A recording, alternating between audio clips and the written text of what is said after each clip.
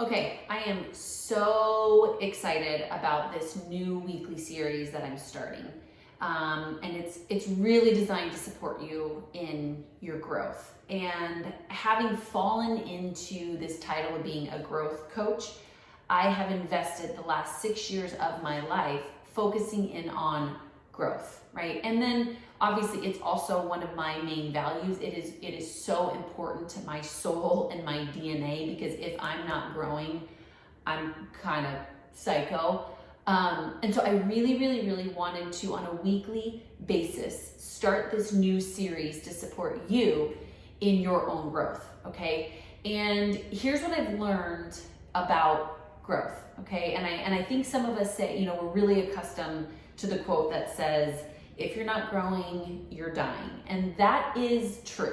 That's very true. But let's unpack that a little bit, right? Like, if you're not growing, you're dying. Why? Like, what is the connection there? Why are you dying if you're not growing? Well, I think in times like we're currently in, good old 2020 and COVID, there is one of two things happening for most people. Everybody, I'll even go that far to say everybody. In these crazy times, from March 2020 till today, there's one of two things happening. You are either growing, right? Like, you are either stepping things up and taking things to the next level and starting to really thrive in different areas of your life, spiritually becoming more mature, mentally starting to be stronger, financially making money. Like, you are either growing or you're not. You're totally stressed out. You're depleted. You're not motivated, you're fearful, and you're worried. It is one or the other. And so in times like this, growth is going to be imperative for us.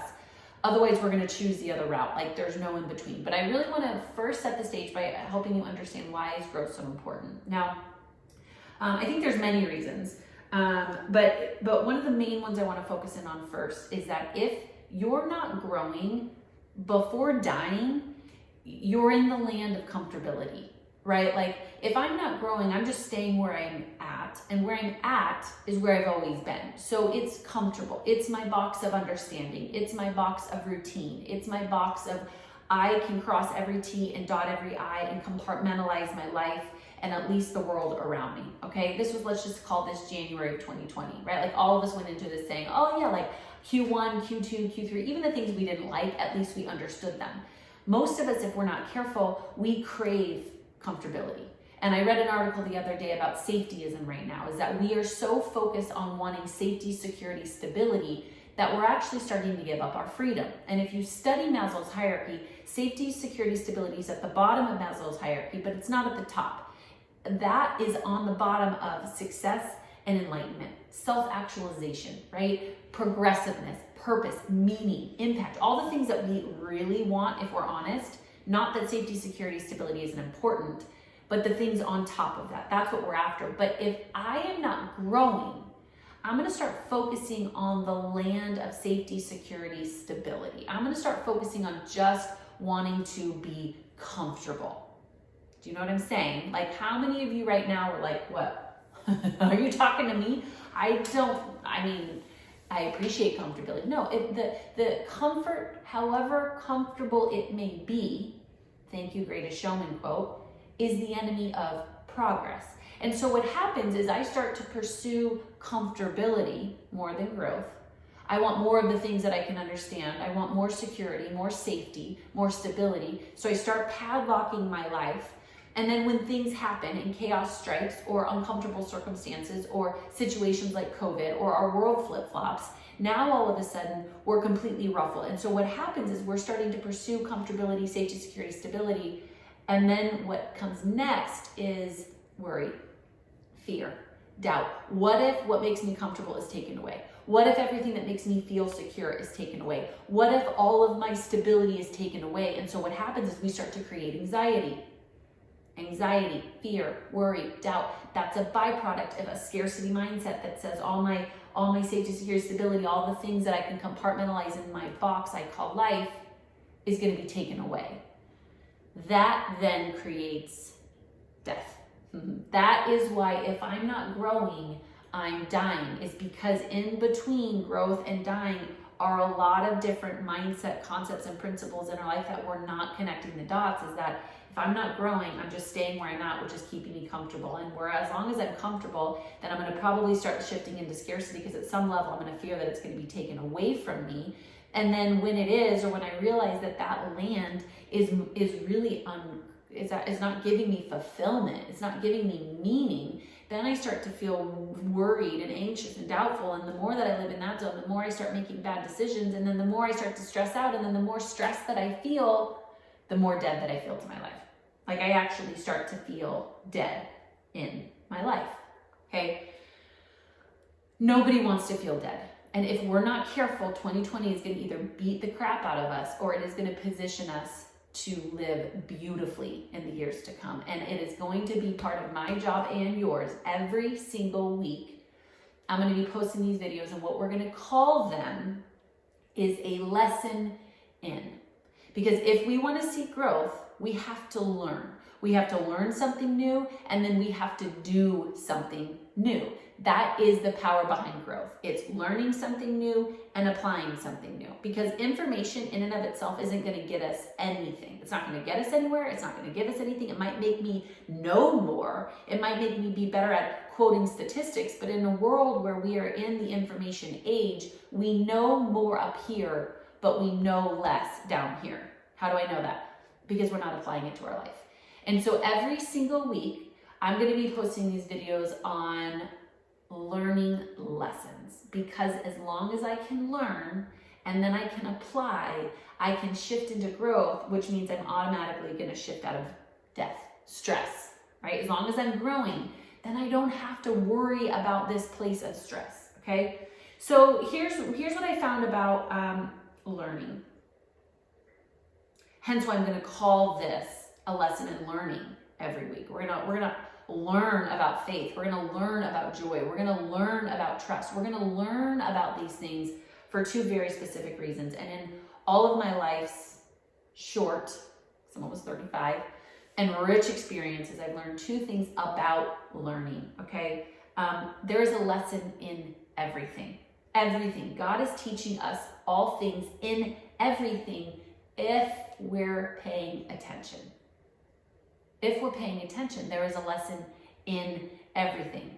Second thing, we will continue to circle the lesson until we learn it and apply it, right? So it's like the girl who says, well, all men are bad, and then she keeps dating all bad men. Are all men bad? No. But is there a lesson that she's not learning, which is why she keeps dating bad men? Yes. Or how about the guy, or you or me, when we're like, you know what, there's just, I'm never gonna get ahead. How many of you have thought that? I'm never gonna get ahead, right? Well, is it because nobody in life is getting ahead? Is it because that it's just impossible to get ahead? No, it's because I haven't learned the lesson, so I can't get ahead, which tells me there is a lesson to learn in all of this, including COVID. Like, COVID has presented us with the most insane opportunities to learn, you guys. Like, quote, hashtag that. COVID has given us all opportunities, insane opportunities to learn. We're learning about faith at an all-time high. We're learning about where our priorities are and were. We're learning about trust. We're learning about where we put our identity. We're learning about our family. We're learning about business. We're learning about health in ways we never were before. There's an opportunity here. But if we don't learn the lesson, if we don't see it as a lesson, then I'm going to shift, right? I'm going to shift into stress, which then means I'm going to shift into death. And in this, we're going to learn about our lessons so we can actually apply them, okay? So here first, we're going to talk today about a lesson in willingness. That's what today is going to be about. Here's what it means to be willing. Willing just means saying yes. If you read the book Untethered Soul or The Surrender Experiment, mind-blowing. They will blow your mind. I'll even put a link to any of Michael Singer's stuff because it's just mind-blowing. But willingness is basically just saying yes. Even when your ego and fear and worry and doubt and yeah, but what about this and what about that? And the one time I tried this, there 100 times it failed. Willingness is still just the ability to say yes. That's willingness. It's just surrender. To accept things as for what they are and to continue to say yes, okay? So the Bible says, for where your treasure is, there your heart will be also. Matthew 6:21. Do you know what treasure means in this? Where your treasure is, there your heart will be also. Treasure means focus. Treasure means attention. It might as well say, wherever your focus is, there your heart will be also. Wherever your attention is, there your heart will be also. So here's my question for you today. Where's your focus? Like, legitimately ask yourself, where are you putting your attention? The news? Social media? What your neighbor has? What we used to have? On your fear, on your worry, on your doubt, on your mind chatter? Is that where you're putting your attention and your focus, right? Because whatever has your focus and your attention is going to have your heart, right? Then the Bible says in Luke 6:45, from the overflow of the heart, the mouth speaks, which basically is connecting gigantic dots here for us. So often we look at our world and we want to just change the results in our life. I just want to change what's going on. I don't like this. I want to change it. Well, the reason that we can't change it, no matter how hard we try, or it lasts for 30 days or 60 days but isn't long enough, is because we're not going all the way back to where we're putting our focus. Wherever you put your focus and your attention is going to have your heart. Whatever has your heart is going to have your life. It's going to be the results. It's a string of events here, right? So what we have to do is go, okay, then what has my focus and my attention? Well, whatever is loudest. Whatever is loudest in your life and in your world is going to have your attention, right? It's like you and I. If we're sitting here having a conversation and then all of a sudden one of my children, who happen to be at the park right now, but screams, what are we going to do? We're going to look over there. Why are we going to look over there? Because they're screaming. So even though you and I are in a really great conversation, we're getting a lot out of this, aren't we? We look over there because it's louder. So whatever is loudest in my life is going to have my focus and my attention. Whatever has my focus and attention is going to have my heart. Whatever has my heart is ultimately going to have my life.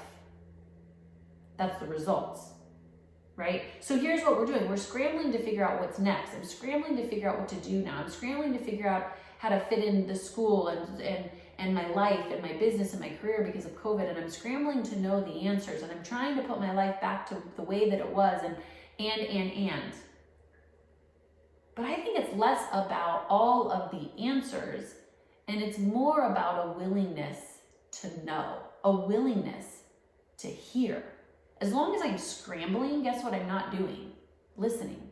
As long as I'm scrambling to keep up, to put my life back together, to know the answer, to log into social media, to get onto the news, as long as I'm scrambling for the answer, I'm actually not positioning myself to hear or to know. I'm not positioning myself to surrender. I'm just positioning myself to control. All the controllers out there are like, I'm clicking off. Don't click off, keep listening. Okay, but if we want the answer, a better life, our circumstances to change, to overcome, to move into growth, and to thrive in these times, we have to be willing. How do we become willing? We have to be quiet. We have to have a willingness to stop what we're doing, to stop all the chatter and all the noise, and we're going to have to focus on and put our attention on the things that we want most, that's going to give us life. It begins with willingness. Joshua 1:8 says, keep this book of law always on your lips. Meditate on it day and night so that you may be careful to do everything written in it. Then you will be prosperous and successful. We all want to be prosperous and successful. We all want the answer. We all want to compartmentalize our life. We all want that. But are we willing to meditate on it and then be careful to do everything in it so that we can be prosperous and successful? Again, a string of events here. Am I willing to be quiet? Am I willing to hear? Am I willing to listen? Then am I willing to do the hard things that it's going to take for me to change my life? Am I willing to hear Julia write the book? Then am I willing to write the book? Then am I willing to impact lives? I want to impact lives, but am I willing to do the things that God has asked me to do so that impact is a result? Right? Meditation, when it says meditate in that verse, meditate on it day and night. Did you know meditate actually means to empty the mind, the chatter, the thoughts up here, because your dreams and your answers are never going to come from up here. That's you. It's not a God thought, that's your thought. Great, but there's a huge difference. Meditate actually means to empty your mind. It's allowing us to empty ourselves. It's actually proven that when you meditate, it shuts off the prefrontal cortex of the brain, which is where your thoughts are. How many of us would love that for 2.5? Right? It allows us to concentrate, to think deeply, and to focus on the truth. This is where we're going to put pieces together, ladies and gentlemen. This is how we start to focus our attention on the things that are going to get us what we really want. Instead of tuning into the news and social media and your neighbor and your fear and your worry and your doubt, it means that you are going to meditate on day and night truth. Why? Because he's going to speak.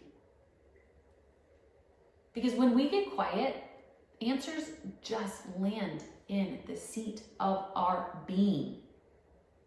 They will land, but am I willing to first be quiet? Am I willing to empty my mind? Am I willing to let go of my control? Am I willing to stop what I'm doing because it's not getting me what I want? Am I willing, number one, to sit down and to be still and quiet? And then number two, when God speaks, when answers come, when innovation, when creative ideas come, am I willing to do something about it? Here's the big piece that I want you to understand. Let's say you're willing to get quiet and you're willing to listen. The next thing doesn't get easier. It doesn't get easier. I'm sorry, but it doesn't. If anything, it gets harder. Because now you have to be willing to obey. Because here's what I found about the answers you're going to find. When it's time to innovate, and when all of a sudden God does speak or an idea comes to you, guess what? It's out of your comfort zone. It's counterculture to what you're comfortable with. It's different than what you've done. It's something new. It's going to blow your mind. It's going to confuse your thoughts, which means you are going to have to be willing to do something you've never done, willing to go someplace you've never gone, willing to be someone you've never been, willing to step out in faith, even though you lost your job, even though circumstances look bad, even though you don't have a ton of money in the bank, even though